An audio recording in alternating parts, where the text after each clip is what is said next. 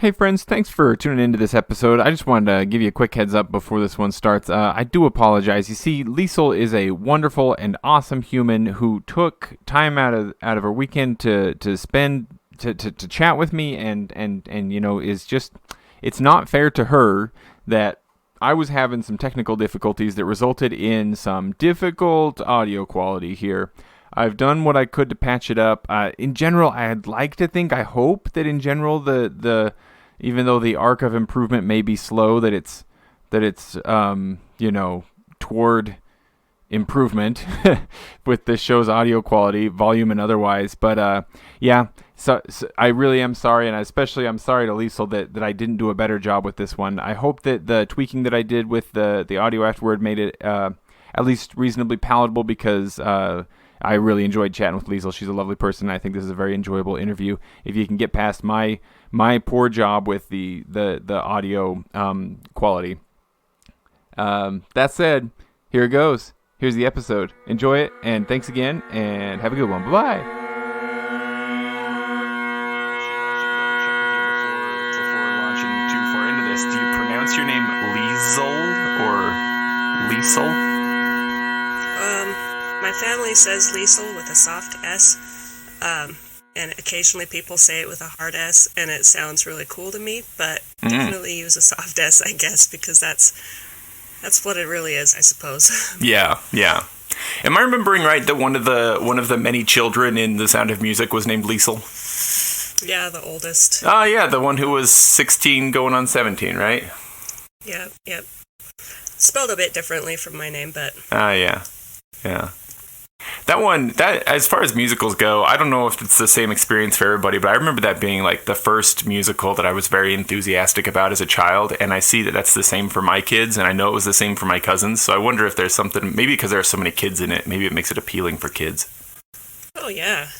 Yeah, I mean, comparatively to other musicals that you could have been watching. It's very family-centered, I guess. Yeah, it totally makes sense.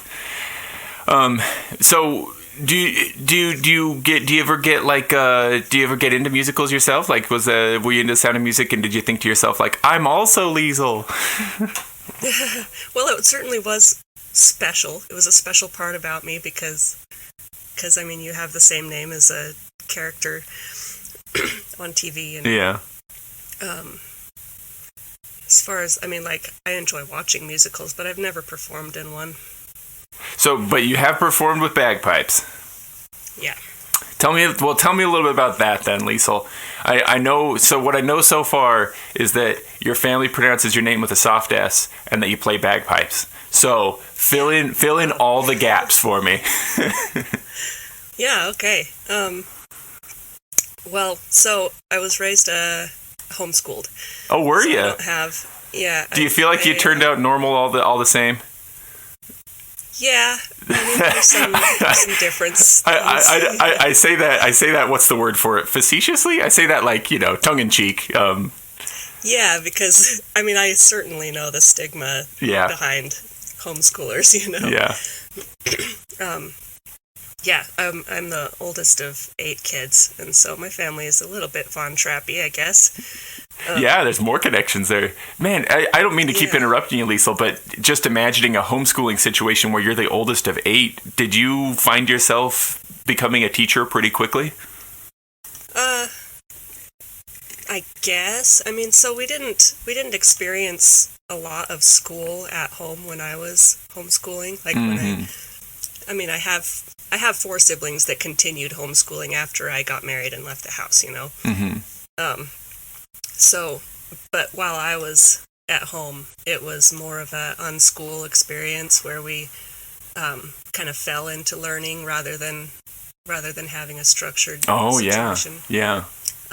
So, I mean, I'm told that I taught my sister how to read, but that's just because I was always reading around her. So, yeah. That sounds really cool. Like, I don't know about other parents, but like I had never paused to question the schooling system until my own children were going into it. that mostly just that I have my kids started out with I started out with all boys. I feel like my daughter, by the time she went to kindergarten, she was ready for it, socially as well as intellectually, like totally ready to go. I'm not saying anything negative about my boys. I think just in general, my boys could have used 2 more years at home before going off, out into the wild, Yeah, and there is something behind that, boys maturing later than girls, and it's just, it's a different experience for them. It's really not the best for every child to be set into the same situation as their age. Like they're put into age groups to do their learning, and there's like, if anybody's held back because they really need to be held back, they're really ostracized because of that. Pretty heavy stigma there, yeah. Yeah. Well, so then you fell into learning as a child. That's a fun experience. Carry on. Yeah, I'll try to not interrupt you too much. Yeah. So when I was about 13 or 14, though, I had some neighborhood friends who were, of course, public schoolers. I don't think anybody in my close neighborhood really were into homeschooling, right? So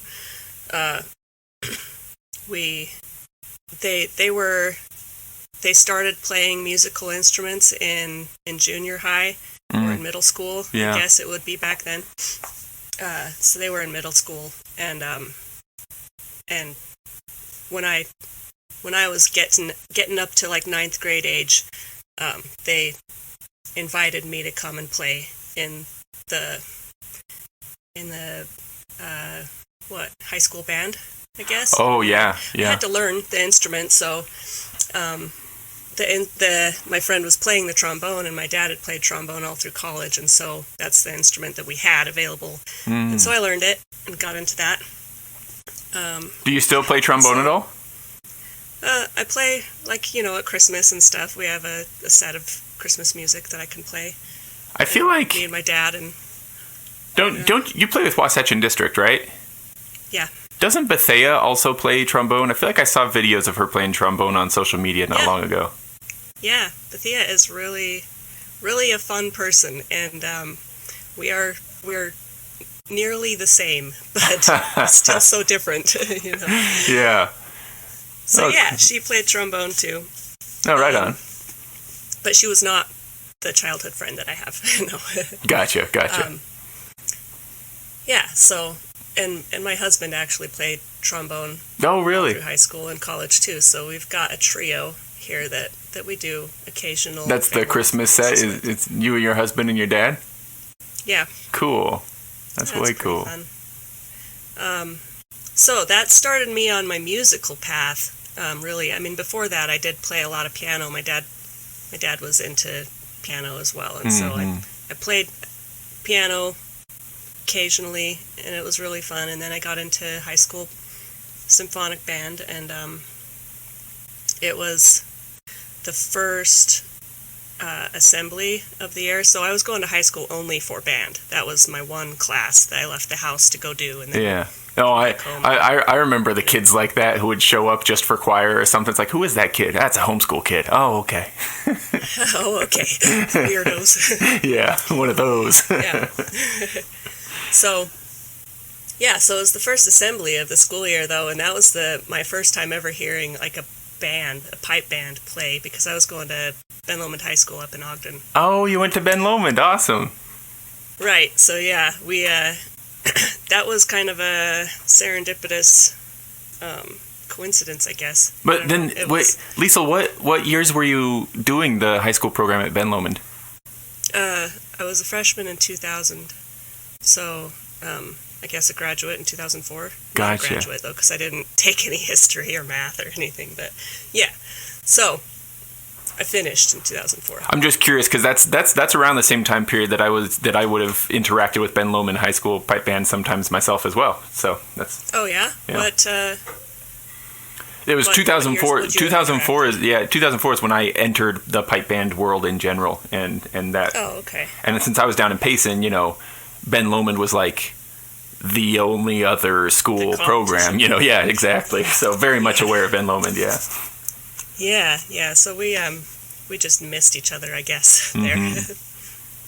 Um, yeah, so I heard the pipe band play in the assembly, and I instantly needed to play that. Yeah, I needed to play with that group. It was a very, what is that phrase? Religious people call it a spiritual experience, but it's like where you get chills all over your body and you're like, this is my calling. I'm meant to do this, you know? Yeah, absolutely. I felt that at that assembly. And the very next semester I got into beginning pipe band. So that's awesome. So that was where it started. do you remember that being the kind of the first, surely you'd heard of bagpipes before then, but like, had you gone to like a Scottish festival or seen them in parades and that was just a special moment where it really hit you? Or was that like, it was really new? That was really my first exposure outside of like occasionally seeing one on a TV show or something. I've never seen one in person. I've never seen a person play bagpipes in person before that. So I think that's super cool, Leisel, because like I don't know if there's any way to gather empirical data for this, you know, but it feels like, and maybe this is the case for a lot of other instruments too. I don't know, but it sounds to me like I played trumpet when I was in junior high. I think kind of similar to your experience with trombone, where like my dad had played trumpet and he had one, and that's basically why I played, you know. But then why bagpipes? You know, it feels like so many people have an experience like that, like, you know, even if it's a distant memory from when they were a small child, just a huge impression when they went to a wedding or a funeral or in a parade or something, you know, where like it wasn't just that's cool, it was I need to do that, you know, like it goes deep. Yeah, it's very emotional, right? So when I got into the beginning band, I at first wanted to, so I started learning the pipes, but I had my eye on the tenor drum, and so interesting. So the first semester I was on my chanter, but I was watching the pipe band, and I'm like, you know what? I think next term, I'm switching to the tenor drum. So I bought a pair of mallets, but somebody else, I don't remember the exact situation, but like somehow they ended up with my mallets, and I already had my chanter, and so they learned tenor drum, and I continued on the chanter. Like somebody else in the class? Yeah, somehow. I mean, maybe I lent them to them, or they needed them for something, and like I just never got them back. I don't know. Wow, what a twist of fate there. That's interesting. Yeah. Well, have you ever been able to go back to tenor since then, or was that just kind of that was that? Certainly, yeah. And in 2016, I started learning tenor. Oh, good, because I was going to say, if you never got to, we got to start a GoFundMe to get you your own mallets or something. We gotta... I have like 6 pairs of mallets. Okay, good. Yeah, I'm actually the lead tenor for Wasatch District at this point. So, oh, are you? See, Leisel, I've seen you play pipes. I've seen you solo on your pipes. I didn't realize that you played tenor, so that's awesome. You're the lead tenor, huh? That's great. Yeah, it's been really fun, and people ask me all the time if I had to choose one or the other, which one would I pick? And I can't. I have to do both. I'm a piper and I'm a tenor drummer. Not to mention a trombone player as well. Yeah. Can't leave that out. Right. I don't wear T-shirts to say I'm a tenor right, yeah. player. It's not as impressive. Yeah. That is a funny thing, right? Like, what are all the elements that make it so that we identify as pipers and drummers, you know? Yeah. Where, like, I bet that there probably are people in the world who identify, you know, them like a core part of their what they are is, you know, I am a bassoonist, you know. Oh yeah. But of course, we're in our world, and so it seems like that's unique to what we do, right? Yeah. Yeah. Yeah. So that's where I started. Does the trombone does the trombone play in? Is it a B flat instrument? Yes. Well, that's convenient. Have you ever done some trombone and B flat bagpipe stuff? No, I just got. I mean, I've never played with somebody that has a B flat bagpipes, I guess. So I've never paired that, and I just got my first B flat chanter last year too. So I haven't had much experience playing with my husband or my dad on there either, but I now know it's possible. Yeah, absolutely. That'd be something to try out. Well, let's see. Wasatch District does their summer concert in the park thing, right? Yes. Well, between you and Bethia, like, either one of you can hop on the pipes and the other on the trombone. You could bust out some cool stuff for that concert, huh? Oh my gosh! I want to see it. That's a great idea. I'm gonna write that down. Yeah, take note. I want to see that. Yeah, we're every now and then when we're planning that concert, we throw out the idea we should have like smaller ensembles or bring in different instruments. There was one year that we did bring in different instruments. We had a mandolin player in our pipe band for a minute. Oh, that was Aaron, right? I saw a video from that one. Yeah, and that was a really fun experience. Like, even for the pipers, like, we're just used to hearing pipes, but hearing the mandolin and the pipes and the drum. Oh, right. Somebody had a hand drum of some kind, like a djembe or something like that, right? Yeah, a djembe. Yeah. Yes. So that was really, really fun for everyone in the band to see too. And I just want to, like, every now and then we talk about bringing stuff like that back, but then it always ends up that we're like 3 weeks away from the concert time, the date, and we're like scrambling. So relatable. I totally understand. Yeah. Yeah. Like every time it's fine. Like, we just fill time with common marches. We just got to make it happen. Yeah. I'm going to start preparing for that way earlier. Yeah. So while you're lead tenor drummer, I'm sure that keeps you busy on competition days, but are you still able to go solo on your pipes in between the band competitions? Or do you solo on tenor too? Do you like to compete there? Yeah, so I haven't soloed. I didn't solo last year, but the year before that, I soloed on my pipes and on the tenor drum. And well, no, not the year before that. Before COVID. Oh, yeah. COVID makes it weird, right? 2019 was the last time. Yeah. So that was the last time I soloed on both. But it's pretty easy to do on both of them because, I mean, if you know your music, it's... Yeah. You just, I don't know. The times usually line up really well. Drummers don't often go at the same time as the grade 4 pipers. So... But do you... Man, I feel suddenly like I'm being somehow discriminatory that I can't even think of having watched very closely tenor drumming solos. And so, like, I have a very clear picture in my head of how the side drum solo goes. I'm assuming you have a piper play with you, right? Yeah, we have a pipe accompaniment and a snare. I don't know. I think the snare is required because you have to... Really? Yeah, well, now I feel like very silly. Like, how decades and I haven't known this. That's on me, man. So you're a 3-part setup there. Yeah, and it's really fun. My first solo I went on with my drum, I had a snare and a piper, and I don't know why we weren't exactly synced up. Maybe we just didn't have enough practice time together. And so I got them both together so that they could play the accompaniment part, and I recorded it, and then I just used the recording for my subsequent solos after that, and it was really, really easy after that. Yeah. No, that makes sense. It almost feels like cheating to have a recording. Yeah. But they felt better about it. They're like, I'm really sorry I screwed that up for you. I'm like, yeah, it's okay. Oh, man, I'll tell you what. I think I've probably played pipes to accompany snare solos more than I've soloed myself on pipes. Oh, yeah?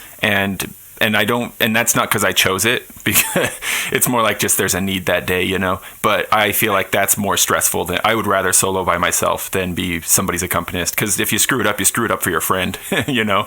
That's stressful. What a lot of people say. But I haven't done that yet. It also seems to me like not only do I feel silly for not even knowing how a tenor drum solo goes, but just like that sounds so spectator friendly, you know, it's a little trio of music, you know, not that, you know, but pipes all by themselves aren't fun. Of course I like that, but you know, speaking of, you know, having the mandolin and the djembe and stuff, it's just fun, you know, that a little trio that would be right where I'd want to be on competition day. That sounds like a lot of fun to listen to. Yeah, and watch, right? Yeah. It's and in our tenor drum solos, we do get judged a little bit on our flourishing too. Oh, of course, yeah. Like in the band circle, you're not judged on that, and so it gives us an opportunity to show off 4 points, you know? Yeah. So I'm pretty darn ignorant when it comes to flourishes. So if you don't mind, I'd like to ask you some really probably very rudimentary questions about flourishing. Okay. Mostly, I'm just curious. Like, I guess I'm not even sure what questions to ask. Other than this is the main thing in my head is I've always kind of wondered, like, from band to band, is there a difference in the standard flourishes you'll see, or is that so standardized that it's going to be the same everywhere? And from there, when you go to solo, is it smiled upon to kind of come up with your own stuff, your own variations on flourishes, or is that frowned upon? You need to do it like it needs to be precisely the right way. All right. So, as far as competition sets, every band has a different set of flourishes, and I mean they're all basically the same movements at the very base level. You know, we all have an in-out spin and a inside-forward spin, and I mean those are like the black and white way to call them. You know, you're spinning in and inside and then outside, right? But in Wasatch and District, we call that an A-frame. We call the inside forward spin a cartwheel. Other bands might call them pinwheels or just ins and outs. You know, we all have different names for these movements, but we all know all of the movements. Yeah. At least once we get up into the grade 2, grade 1 level. So each band has their own set of flourishes, but in mass bands, just recently we've been doing, you know, the Anapaba mass band setting to get it all uniform in between all of the bands in Anapaba. Right. And so now we have a set of flourishes that we can all of the tenor drummers, like at Pleasanton, can look the same. We can all be just as uniform as each other, and I think it really, I mean, last year we didn't do such a good job at it, but when we get it, when we all of the bands get it, it will look really amazing. Oh, I don't doubt it. Yeah, I'm imagining it. I mean, there's always got to be room at mass bands. You know, you can't have your expectations too high, right? That's a lot of individual people, but still, I'm sure it's going to look awesome. Yeah, yeah. Yeah. So, but then, when you like when it's just you soloing or just your band solo, just your band competing, how much are you jazzing it up and being unique? So, in solos, we try to be as flashy and jazzy as we can. Yeah. You want to.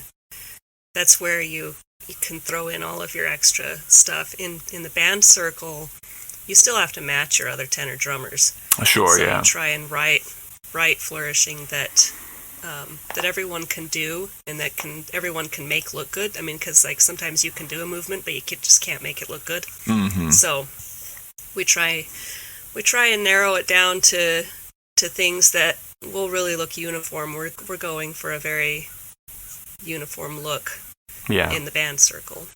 But I could play a band tune. I could play a band set as my solo set, and I'll just change up the flourishing a bit to add things that I look really good doing, you know?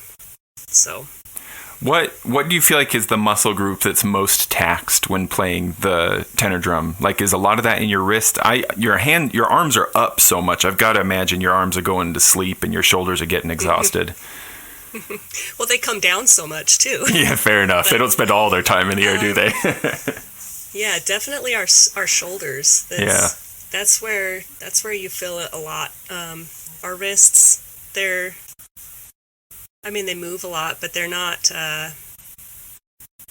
they don't have to hold, I don't know, strength. You don't have to use your wrist strength as much as you do your shoulder strength. Mm-hmm. So, when you start having shoulder pain, then you start worrying, am I even gonna be able to flourish this year, you know? Right, yeah. But it all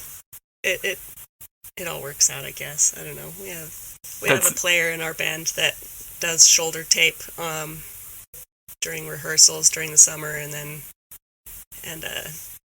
she does really good. Yeah. At the end, like at competitions and stuff. In spite of that. Well, I imagine it's very relatable to the fear and anxiety that pipers have about things like, focal dystonia and stuff like that affecting their fingers. Yeah. Yep. Indeed, the parallel I think is probably a clear one between the flourishing and the embellishments that are played on pipes. That's part of why I wondered.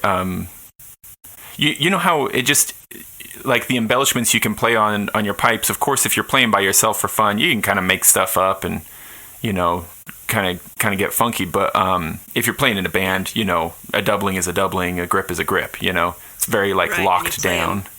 You play them differently in a band than you do in a solo. Right. Right. Yep. So it's very similar to that. Yeah. Right. Yeah, super cool. So then what about the mallets themselves? Because I feel like I've seen, some of them I see are, so fluffy. It's like the cutest creature from Sesame Street, But others are more like a heart. From Star Trek, right? Yeah, exactly. That's exactly what they look like, yeah. But then others seem like they have they're just built different. They look like they're probably heavier, probably tighter, and not nearly as much fluff going on. Is this mostly sound, mostly looks? Do you have an optimum weight for the flourishes, and is there a range in weight that you could purchase? So it's like, I want some heavy ones, I want some medium ones, that kind of thing? Yeah, there is not weight options. There's different weights between makers, and so some people really like Tie Fry, some people like Jordan Bailey's, some people like Andante, and they do feel different between mallet makers. But you can't go to one mallet maker and say, I want heavy mallets or light mallets, Gotcha. Is it the same for the length of the stick? Does that also vary, or is that locked down? I think I know of one maker that will give you short sticks versus long sticks, but most of them are just, all of their mallets are that length, whatever length they have. And they're all pretty similar in between. Mm-hmm. Comparing makers, Yeah. As far as fluffiness, I think that's just down to how new the mallets are. Oh, really? The fluffier they are. The ones that I've seen that look less fluffy, they're just older mallets. They've just been used for a couple more seasons. Yeah. That makes sense. Yeah, just in right before COVID, we got some new mallets for our pipe band, and we set rules, these are your competition and your performance mallets. Don't use them at practice, We just want them to look good for as long as we can get them. Yeah. Do you ever, have you ever seen bass drummers who do flourishes? Oh, yeah. I think it's awesome. I think it's so cool, too, and it's, so I've wondered before, though, to be able to pull that off, is this most likely an accomplished tenor drummer who's now applying their learned skills to the bass drum? I don't know. I'm feeling so ignorant right now, Leisel, but I don't even know. Or is that a thing that bass drummers can learn? Is there a book of flourishes for bass drum mallets, just like there's a book of flourishes for tenor drum mallets? Yeah, not that I know of. I don't think there is a class you could take on bass drum flourishing. And I don't know, I have no idea if the bass drummers that do flourish, if they're former tenor drummers or anything. Yeah. I know our bass drummer in the grade 4, Vivian Dearden, she's a tenor drummer originally, but she doesn't do flourishes aside from doing a big swoop above her head every now and then, Mm-hmm. But, I think it looks really cool. You do have to, get used to wearing strings on your hands if they do that. Right, yeah. Which is a different thing altogether versus, holding a mallet versus letting a mallet fly and then being able to catch it. Especially if it's so big, like the bass mallet. Right, I'd be worried about my wrist health. You catch it and it just keeps going. Yeah. I've watched the tenor drummers, twist up. I've watched tenor drummer students before, in the instructor showing them how to wrap the string around knuckles and stuff like that. Is that something that each tenor drummer will do differently? They'll just figure out, how many wraps around the middle finger versus the pointer, etc., to get it just right? Or is that something that is kind of established, everybody does it the same way? Oh yeah, that's a good question. I know of 2 ways that you can tie your mallets to your fingers. There might be more, but I've only seen anybody wearing them one of these 2 ways. You could start the knot on your pinky and then cross over the strings and put it on your ring finger. And then you put it behind your middle finger and on top of your pointer. So that was the way that I started in 2016, but then after a couple of years, now I do it the other way, which I think is more comfortable, which is you pull the knot of the strings up between your pinky and your ring finger, and then you bring it back over those 2 fingers, so you've created kind of like a Celtic knot, kind of. That's kind of fun. Yeah. And then behind your middle finger and on top of your pointer. So I mean, either way, it's got to go behind your middle finger and on top of your pointer, because your pointer is like the pivot point for the ball of your mallet at the end of the stick. You know? Right, that makes sense. So I know a lot of people like it the first way, and a lot of people like it the second way, and you just play with it to see like how does it work for me. You know, it's not a standard thing. We don't declare everybody must use this other way, this special knot, you know, because it doesn't look any different in your flourishes. You know? Right. But I do tie my strings symmetrical. I tie the knots symmetrical so that I have a left-hand mallet and a right-hand mallet. And that interesting. matters a lot. So like if I get them on the wrong hand, I can't do my flourishes. Yeah, you can tell the difference, huh? Yeah. That is interesting. I feel like I'm so ignorant of all this stuff. I don't know much about harnesses either. But I've seen tenor drums dropped before because of a hook-in harness, and so like then when a step was taken, it popped off of the hook, you know? Oh yeah. Is that kind of the harness, or do you have other options for tenor drums that wouldn't be as likely to drop the drum? Yeah, so in the hook, sometimes the hook is on the harness and it hooks onto the drum. Sometimes the drum has the hook and it hooks onto your harness. You know, there's not just one type of harness either. Some people wear just an over-the-shoulder strap, and that's all. Yeah. You know, in our pipe band, most of us have the over-the-shoulder, but then also around the hips strap, and that has a hoop that the hook on our drum connects to. But we also have like a clamp clip thing that you can open up and hook onto something too. I don't see people's drums falling off very often in our band especially, but I imagine that would happen if you have, especially if you're wearing your drum too low or too high and like your knee is pushing up on your drum out of the harness too. That's the situation where I feel like I've seen it most, is like usually in a parade setting, and like maybe the drummer's trying to make an adjustment or something like that too, and it's when the knee comes along, the knee kind of pushes it up and out and then tumbles. Pushes it right out. Yeah, parades are really hard for tenor drummers. And it seems like not a great setup for walking, you know? Yeah, you have to walk differently. So my first parade, I walked normal with my tenor drum bouncing on my knee, and I thought it was fine, but at the end of the parade I had like a 6-inch bruise on my left knee. Oh yeah. From just the drum bouncing on it. It didn't feel like it didn't hurt much, but apparently it was trauma enough to create a really ugly bruise. I'd imagine it would wear a spot in your kilt too, which nobody wants. Yeah. I mean, eventually over time, right? Yeah, I would say that first parade too, I had my kilt kept like riding up on that knee. Oh yeah, the drum would just push it up out of the way. It was really difficult keeping my kilt straight. Yeah. You know, it's just one of those things you need to learn how to deal with it through experience. Yeah. Yeah. After that, I started walking in parades differently. You kind of walk with kind of a big right step and then a little left step, big right step, and so at the end of parades, my hips are all out of whack. Yeah, I'm sure. How funny I've been walking. This is kind of a pick your poison situation. Right. I was feeling bad for the bass drummer. I think I feel worse for the tenor drummers now. Yeah, at least the bass drummers can walk. Can walk straight. They might trip over stuff because they can't see where they're going, but at least they can walk straight. Oh yeah, it takes a lot of trust in your band members. Yeah, that's for sure. Now, what about what? I kind of want to go back a little bit. How did your parents react when you first said, "Hey, I've got to play bagpipes"? I don't really remember. I feel like it was not something that was like, oh, this is so exciting, or oh my gosh, this is going to cost so much money. You know, I don't know. It was.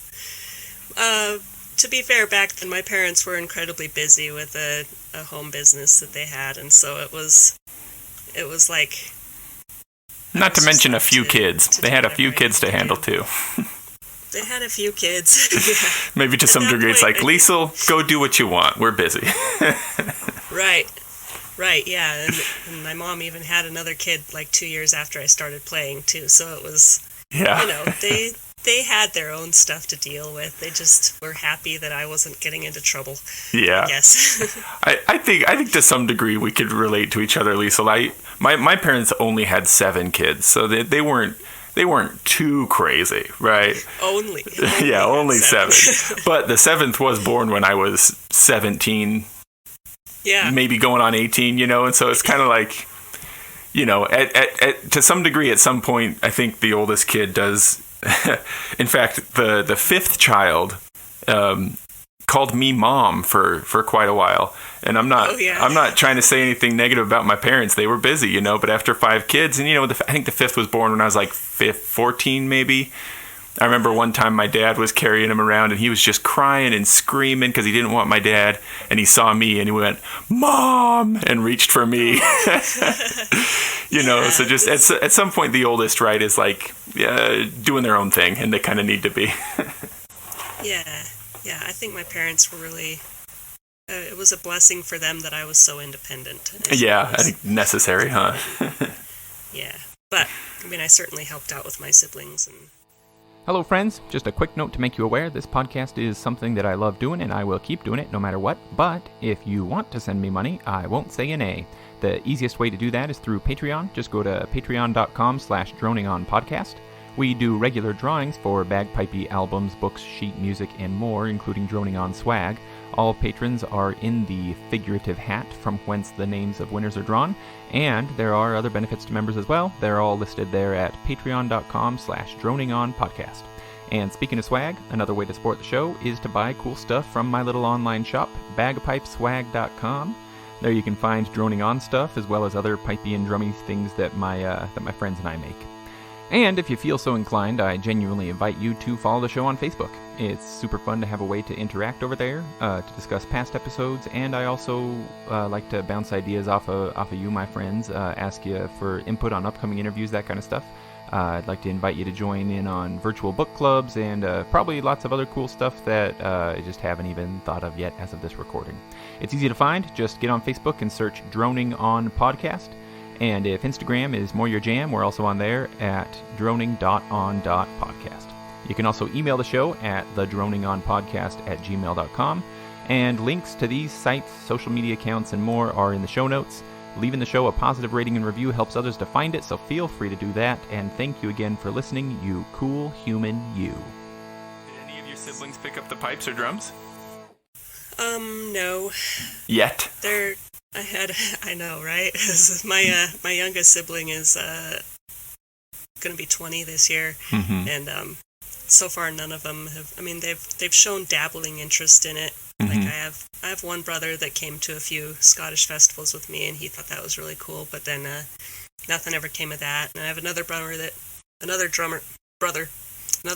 tried to learn tenor drum, like years before I started learning, and I guess he was experiencing wrist pain while he was trying to learn, and so he just dropped it, But aside of that, all of my siblings I don't know. There's always the maybe someday.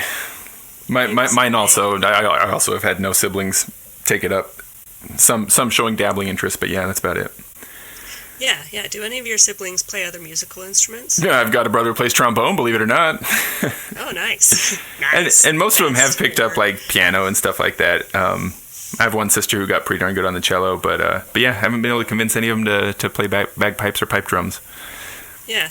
Well, they already know a piper, so they don't need to be it, I guess. That's right, yeah. But like, what do you feel like is the general reaction of your closest friends and family, sort of like these days? Do you have enthusiastic people who love to hear you play every time you see them, or is it kind of old news at this point? Well, I don't know. I think it's a mix. Mm-hmm. I mean, sometimes to family reunions, I try and bring my bagpipes, and so I play a little bit, and they're all happy to see that. I have one uncle that says that the bagpipes are the worst sound in the world, and so there you go. You got to have one of those. Yeah, try not to play where he's at. I think somebody used me to play a prank on him when I was like a couple years into playing bagpipes. Yeah, and I feel like that's put a little bit of a damper between us. Oh, no. Our relationship isn't that good anymore. I was like 16 years old. Come on. That's pretty funny, though. It was just used as a pawn.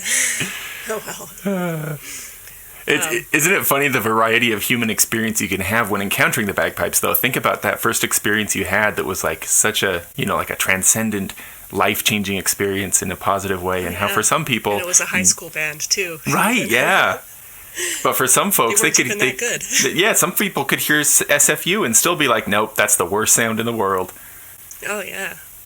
Yeah, it's, I don't know, are our eardrums all different? Right, yeah. We experience sound differently, just like we experience taste differently. Yeah. Ooh, you ever get deep into one of those like thought cycles where it's like, wait, like how do I know that what I see is what other people see? Oh, yeah. How do I know that what I look like in the mirror is even what I look like? Right. Right, and with cell phone selfies, not flipping the image either. Like, you can see it, and it's like, oh yeah, that's what I look like in the mirror. Right, yeah. But then you're like, wait a minute, that's not actually what I look like. Yeah, exactly. Well, yep. Leisel, if money were no object, do you have any piping and drumming related like dream vacations or trips or schools you'd want to go to, or instruments, awesome instrument setups? Like, if I gave you a blank check to be used on generally piping and drumming stuff, where would you go first? I think first thing I would do would buy myself a set of Morrill bagpipes. They make some pretty pipes. Yeah. And they look really good, yeah. I can't honestly tell the difference between the sound of Morrill bagpipes and my McCallums. They all sound the same. But the look is great, right? Yeah, it looks really, really good. Do you already have like a fantasized setup? Like you'd have like dark wood on this part and light wood on the other, or anything like that? Or was it just like in general you'd like something that looks cool? It's mostly in general, but now that you're asking about that, I think it would be really cool. I don't even know if it's possible, but I would want every piece to be a different color wood. Ooh, yeah. I mean, it's got to be possible. How it would sound. Yeah, right. You might unlock some really fascinating new sounds there. Yeah, who knows? Maybe the resonance from one thing to the other, right? Oh, yeah, it might be really cool. So, if I had a blank check, that's probably the only thing I'd do. In 2004, I went, like the Ben Lomond pipe band did take a trip to Scotland and played in the World Championship and stuff, and so I feel like I've already done that. Yeah. But I mean, it would be cool to go again, but it's not like super high on my bucket list. Mm-hmm. So, yeah. What about other hobbies or interests or even obligations other than piping and drumming? What takes up time in your day? Or energy in your head too? Like what else is drawing you? Everything, right? So, outside of pipe band, I have 3 kids. my oldest is 15, and my youngest is 8. So Leisel, I gotta say, only 3? Yeah, I know. I didn't have a whole lot of control over that, though. So my second kid was diagnosed with cancer when she was 2.5. Oh, man. And so for a little bit there, we were not trying to have more kids. I'm sure that's a lot of intense attention on the kid you already have, for sure. Yeah. So, but we did end up having my third about 6 months before she passed away, before my second passed away. And so, but then after that, I don't know, biologically it's been difficult to have more kids. And so we're just at this point where we have a 15-year-old and an 8-year-old, and everything seems right. Yeah. You know? Well, right is right. I've always thought it was interesting to consider what the children from large families end up doing in that way, you know? Yeah. If the experience of having a large family makes you go, well, that's what I want too, or if the experience of having a large family makes you go, I think it might be nice to just, 2 or 3, and and kind of, or the opposite, does someone who grew up as an only child, dream of having 12 kids someday, you know what I mean? Oh yeah. Well, and everybody's got, I guess, based on their experience growing up. I always loved the large family dynamic. It's felt right, and I have 15 new aunts and uncles. Yeah. Plus their spouses, so I've got 30. Thanksgiving is a massive affair, I'm sure. It's amazing. I love it so much. Yeah. And so going into having kids, I'm yeah, it'd be great to have 10 or 15 kids, But, yeah. Life doesn't always give you what you want. Yeah. So.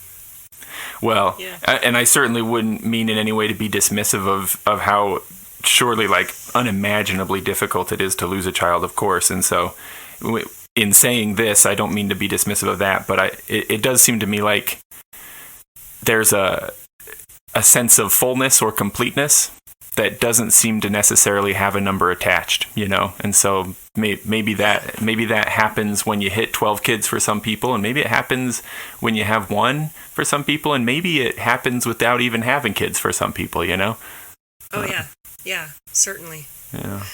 Certainly. Now, so yeah, go ahead. Oh,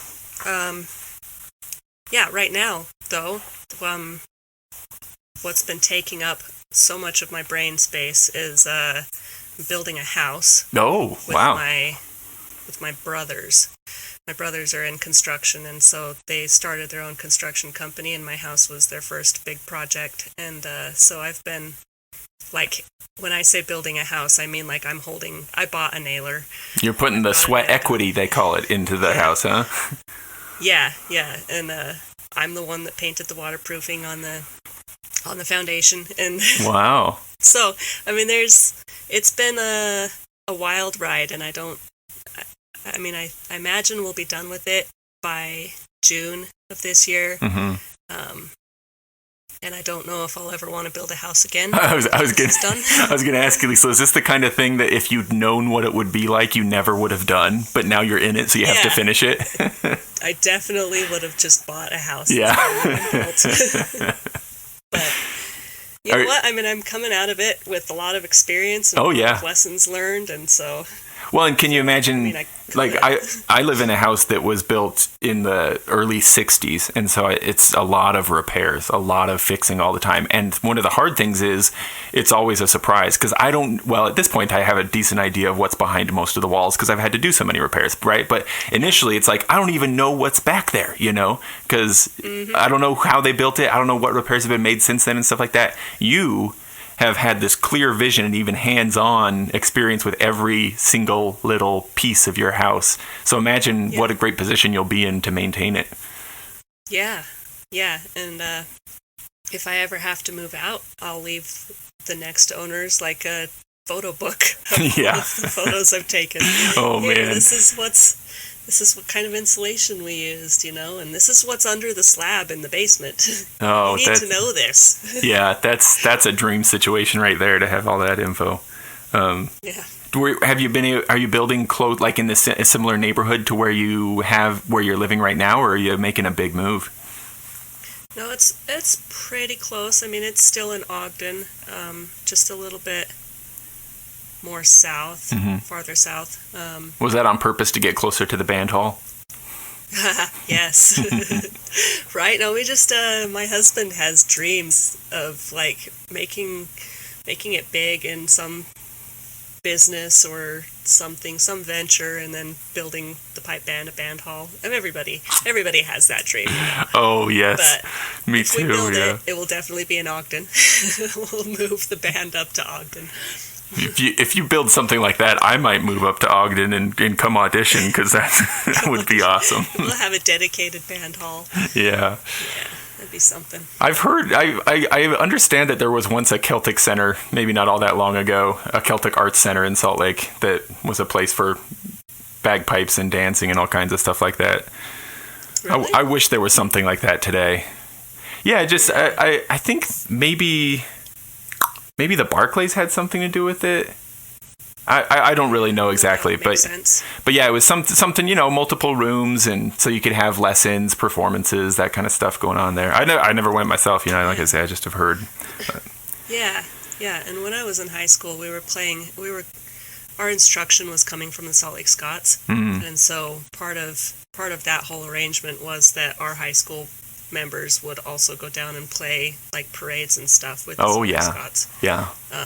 And so I remember going to the McMaster's shop and doing like rehearsals in their back rooms and stuff too. Well, maybe it was them that were running it. I'm not sure. I got to find somebody who can give me the lowdown on this, because it's something I've heard of but don't really know. Yeah.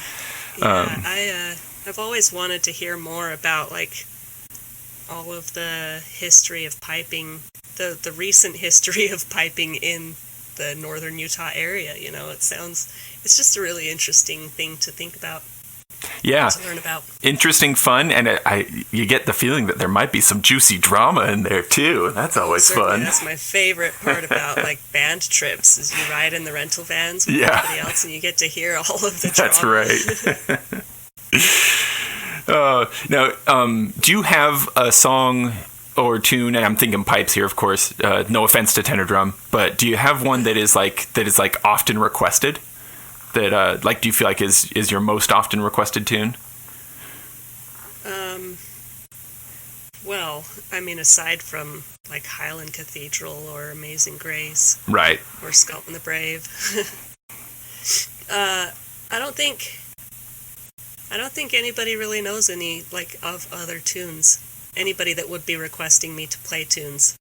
That's the tricky thing with this art form, isn't it? I think for most people who don't play, it all sounds about the same, doesn't it?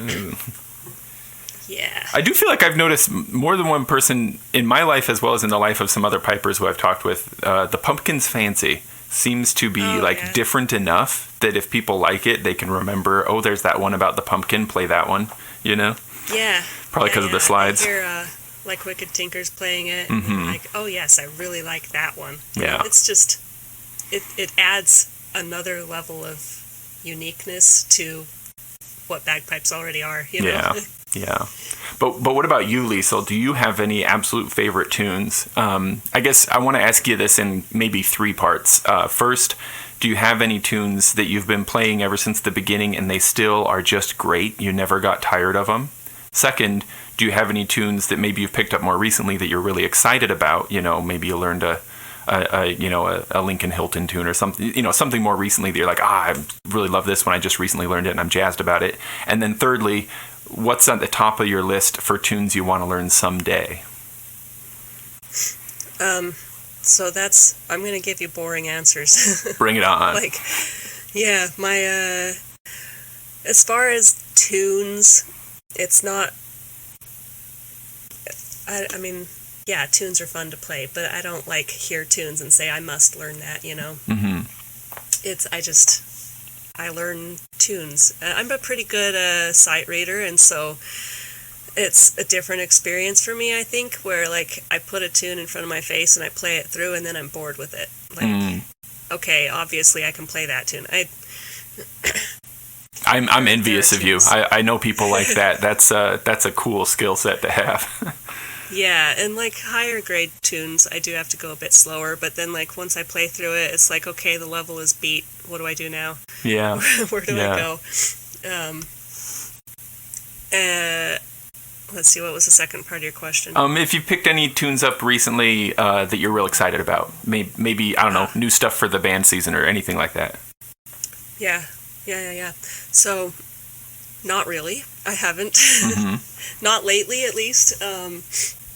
Every now and then, like, I was learning Cock of the North for solos. Oh, yeah. For a little bit, and that was pretty exciting. I heard somebody say that, oh yeah, everybody plays that, or something like that, and I'm like, well, who cares? I'll have fun with it. That's a great tune, though. Yeah. You know what, Leisel? I just, like, 2 weeks ago, I got my first ever request to play that tune for a funeral. For a funeral? Yeah. Which it's like, well, when the customer, like, actually knows a tune by name and requests it, it's like, of course I'll do it. But I was also like, really? You want that for the funeral? And this person was like, yeah, it's somehow tied to the family or something like he had some genealogy reason for wanting it played. And I was like, yeah, sure. You bet. It was awesome. A nice break from Amazing Grace for me, so. Oh, yeah. Yeah. Yep, I mean, I did pick up a tin whistle a couple of years ago. Oh, cool, yeah. Really liking that. One thing that I used to always like doing was playing just any old song that I could hear on my chanter, like trying to see if I could make it sound good. Sure. You know, like songs I hear on the radio. Yeah. Christmas songs, church hymns, you know. Absolutely, so, yeah. Picking up the tin whistle has been a lot like that, just playing things that I hear on that, and that's been more exciting than learning new bagpipes tunes. Yeah. Lately. I think it makes sense. I've been feeling like we ought to all be advocating for all pipers to pick up whistles for a long time, just because it's such a natural thing to do, and it just kind of expands what you can play with, you know, for fun. Yeah. But I hadn't until really recently understood why some of my piper friends, like, I'd ask them the question, like, if your house is burning down, what instrument do you grab, you know? Or if you're on a desert island and you can only have one instrument, what would it be? And these are pipers who play uilleann pipes and highland pipes and all kinds of pipes, you know, and I would have thought one of those more expensive, impressive sets of pipes, right? And it seemed like a lot of people were saying whistles, right? Even Ross Ainsley, I asked him that question, and he said, oh, whistles for sure. And I'm like, wow, all right, well, maybe I should consider the whistle more carefully, you know, like take it more seriously than just thinking like, oh, it's a fun thing that you can do on the side, which of course it can be both things, you know, but. Yeah, I wonder what the theory behind that is. Yeah, isn't that interesting? Why do people pick that? Well, and it's like. It's easy to play. Yeah, absolutely. And of course it's got more range, you know. Yeah, it fits in your pocket. Yeah. Now, Can't do that with your bagpipes. That's for sure. Someday we need some more innovators in the alternative methods for making bagpipe space or something. Some telescoping drones or something like that. Oh yeah. And so no pressure then if you don't have any in mind. But do you have any tunes in mind that you think to yourself like I'd like to learn that someday? I want to. This is back from my high school days again. I want to learn Hellbound Train with two other pipers. Oh, yeah, for sure. And I want to play that. I know that, I mean, some people have talked down on Hellbound Train, or maybe it's overused or something like that, but it's, I saw it performed with a drum set and three pipers, and I thought it was really, really cool. Yeah. And so, like, that'd be something someday I'd like to do, you know? Yeah. I don't know. I have to get two other pipers that are interested in learning it. So. I was going to say, I think that Mike Swan has learned it before. He's up, he plays with the grade 2 band right now. And like amongst so many, I mean, Wasatch District has so many people in it. Like, surely there's got to be some more people in there who have played it before who could brush the dust off of it, you know, and join you. There's got to be. Yeah. So same year, concert in the park. You know, trombone and bagpipe duet and Hellbound Train. Got to make that happen, huh? In the same year, it'd be the Leisel show. Come on. The Leisel show, absolutely. Let's call it that year, absolutely. Oh man.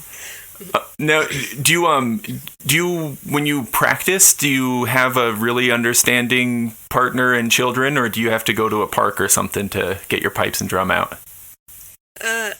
And my husband is incredibly supportive of my piping, and my kids don't cover their ears and scream or anything when I play. You've acclimatized them to it, haven't you? Yeah. So it's a very nice environment within my space here for practicing. Yeah. I do live in an apartment, so I try not to practice as much here anyway, though, which inevitably means that I don't practice as much as I should on my pipes. Yeah. I play on my chanter quite a bit more than I do on my pipes because I don't want to upset my neighbors. But when we get the house finished, I've pretty much soundproofed my basement, so I'll be playing a lot more when we get in there. That's so cool. So did that go into the consideration as you were designing things like, and where am I going to play my bagpipes? Double insulation around this room. Oh yeah. That's awesome. It was a big part of my planning. Is like I need to be able to play music in this house without having anybody shout out their window, "Shut up!" Right. You know. Do you? But when you're practicing tenor drum, do you get enough bounce out of a practice pad to be able to do the flourishes and stuff, or is it really not? Like, do you really need to get on the drum to get solid practice in on the tenor? It does feel differently on the tenor. Mm-hmm. However, there is a type of practice pad that I found works pretty well, just as well. It's just the hard part is getting it to the right level in front of you. Like sure, yeah. And the drum is, where, like the practice pad is where your drum would normally be.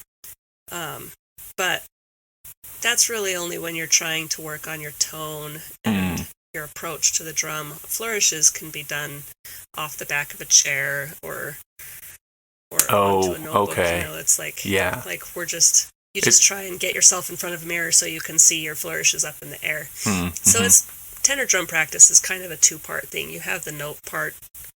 You've got the notes that you need to work on with the tone and the accents and stuff. But then you've also got, how does my flourishing look? Yeah. So. Do you guys in the band you're playing with right now, do you do the multi-tone tenor drums, or is everybody tuned to the same? Yeah, you do, huh? No, we have we're tuned differently. The higher drums are higher and the bigger drums are lower. Yeah. So it's in intervals determined by the drum sergeant. I know in other pipe bands, especially in grade 1 pipe bands, the lead tenor drummer decides what tones her drummers have, or his drummers, I guess, I don't know. They decide what their notes are and what tones they play, and in addition to what flourishing they do. But in Wasatch, we have the drum sergeant determines the notes and the pitches, but then the lead tenor gets to write the flourishing. Gotcha. Now, every now and then the drum sergeant will veto some of the flourishing. That just doesn't fit with the snares, So we have to change things occasionally. The snares get to decide. Oh, that makes sense. Huh? Right. What you said there, though, Leisel, reminded me that what do you think? Have you put thought into this, and do you have any ideas behind the? I don't think I'm wrong in saying that there's an expectation that in general tenor drummers are girls. What's up with that? Why does it feel that way? I don't even know. And I mean, so my experience with male tenor drummers before getting into Wasatch was that they were well, I mean, I don't want to offend anybody, but all of the male drummers that I had met before, the male tenor drummers that I met before getting out of high school, were homosexual. Yeah, that's so. But yeah, look, we didn't make the world that we live in, right? So I hope it's clear that neither you nor I are saying that we want it this way. Just why is it this way? Like what? Right. But now we have. When I started learning tenor drum in 2016, one of the tenor drummers was male, and he's very much straight, you know. And now we have another one of our grade 2 tenor drummers is male, and it's just not, you know, I mean, it's like female bagpipers. Yeah, I wonder if there's a relationship there. If like girls couldn't play bagpipes for some reason for a long time, and so what else could they do? They got funneled over to tenor drumming. Yeah, something like that, I guess. The flourishes are pretty, and girls do pretty things. Maybe someone should write a book. Yeah, the history of tenor drumming. Yeah. But yeah, I think it's nice that more females are getting into bagpipes and totally. more males are getting into tenor drumming. And I mean, you don't see very many female snare drummers. Maybe that's the last frontier for inclusion. We know the next thing to do, huh? Yeah. get the borders broken down around everything. Yeah. I think, and you know, I'm pretty much against this whole forced anti-discrimination. What is it? Forced. You know, colleges are like, we have to have quotas and stuff like that, right? Yeah. Yeah, and I'm against that. I think it should just be completely organic. You bring in to your corps who fits in your corps, and whether that's a male or a female, it's a human, right? You're looking for humans. Yeah, I think that makes sense as the ideal. You know, that race, gender, orientation wouldn't even be a consideration. It just happens organically, and maybe that's what we see more and more with piping and tenor drumming now. Like, I feel like everybody has the view of their own lifespan, of course. You know, so you can't really see very far before you are born, nor after you'll die, right? But it feels kind of like we maybe are straddling a time of shift where. It's perfectly, not only is it okay for girls to play bagpipes, if you were to bring it up pretty soon, it probably would be weird that you're even asking the question, right? Because it would be like, what do you mean, right? Because it becomes organic, right? And so maybe in a similar way, that's happening with tenor drumming and snare drumming as well, right? Yeah. So I think one thing we need is more of the female pipers to become instructors, to start teaching. Because representation matters. And that will give young girls a more comfortable place to learn. You know, biologically, being a young girl in the presence of an older man is a bit scary. Yeah, you know? So. Well, and there's also this thing that, so I have 3 boys and 1 girl. And I've asked all my kids, like, I don't want to force any of them, you know, but like I bring it up pretty regularly, like, hey, you going to play bagpipes when you get older, you know? And some of them, you know, they warm to it and they cool to it. And right now my oldest is kind of learning. And so maybe I'll get some of them to learn, you know. But my daughter has always said no, like kind of adamantly, no, she wasn't going to learn to play bagpipes. And then I showed her some of Piper Alley's videos. And one sitting, watching a few of those videos, I asked her, hey, Marin, do you think you want to play bagpipes someday? And she turned to me and grinned and said, yes, right? And so seeing yourself in the thing definitely makes a difference, you know? Like, I don't know how many girls she'd seen playing bagpipes, you know? Maybe that's why she said no. Maybe there was an unspoken assumption in her sweet child brain that, like, well, no, because people like me don't do that, you know? Yes. Yeah, so, well, now I'm thinking of male tenor drummers, too, though. I mean, there's Ty Fry, and I saw one of his early competition videos from when he was a kid, and half of the other drummers he was playing with were male. So maybe this perception of there's not very many male tenor drummers, maybe that's a United States thing. Maybe in Europe it's a bit more balanced. That's a good point. The tradition is maybe still somewhat underdeveloped in some ways here for various reasons.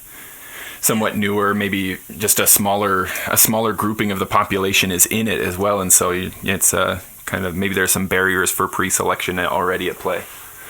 Oh, for sure, yeah. Leisel, do you have any favorite pipers, drummers, pipe bands, or even trad groups kind of in this space to listen to, just for fun listening when you're driving around and stuff like that? Well, I mean, so I have one of SFU's concert, like live at New York or whatever. Oh yeah, I think the big ones are the Carnegie Hall and the Sydney Opera House, right? Yeah, so it must have been Carnegie Hall. Yeah. So I have that CD, and I enjoy listening to that. For sure, yeah. Yeah, I can. That's one thing I can hear is the stereo in my car. I had a Dodge Durango where that album sounded beautiful, and like I could put it in and it would be like, yes, everything is in tune. There's no like variation in wavelengths or anything like that. Mm-hmm. But now the two cars that we drive, the stereo systems aren't that great, and so I can't listen to that CD in the car anymore. Oh, darn it. They're holding a long note, and it sounds like they're just up and down. Oh, man. It's awful. Yeah. It's awful. So that's now a headset-only CD. Headset-only listening. Yeah, because I can't listen to it in the car anymore. Yeah.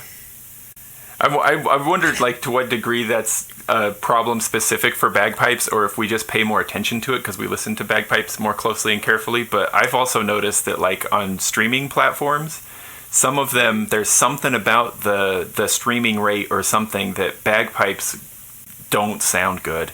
And you can listen to the exact same track on a different service, or if you download it and listen to the file directly, it sounds great.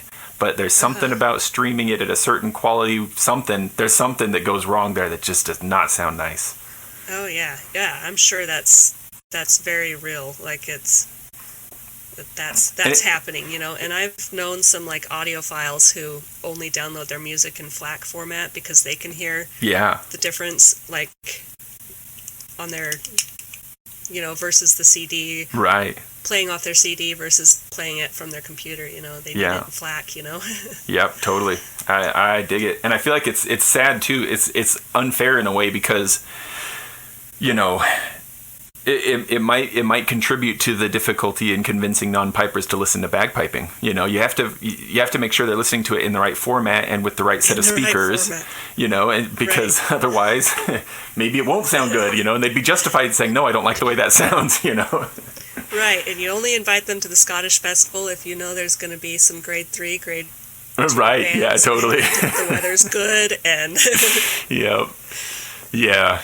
Well, we can't let the art die out. We'll keep it alive. Everything will be okay. Yeah.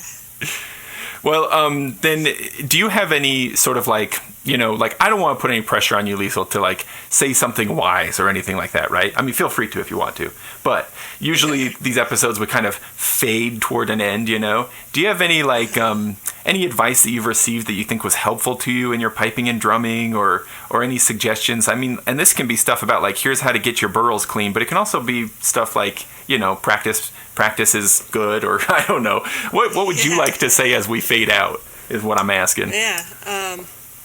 So the biggest thing that I've learned that I try and tell everybody that I teach is practice makes permanent. So make sure that you're practicing correctly. And then, if you're practicing it wrong, it's going to be permanently wrong.